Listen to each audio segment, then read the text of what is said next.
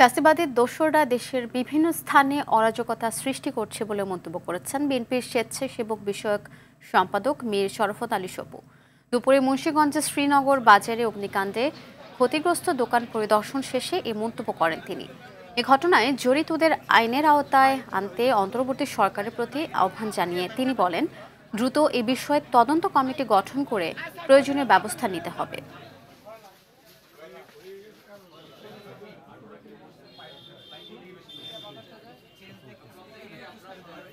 অন্তর্বর্তী সরকারের কাছে আমি অনুরোধ করব যে ফ্যাসিবাদ চলে গিয়েছে শেখ হাসিনা, কিন্তু তার দোসররা বাংলাদেশের মাটিতে এখন রয়েছে।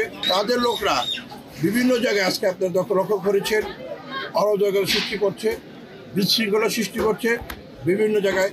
তাদেরই কোনো ইশারা আছে কিনা সেটা আজকে আমাদের সবারই দেখা উচিত।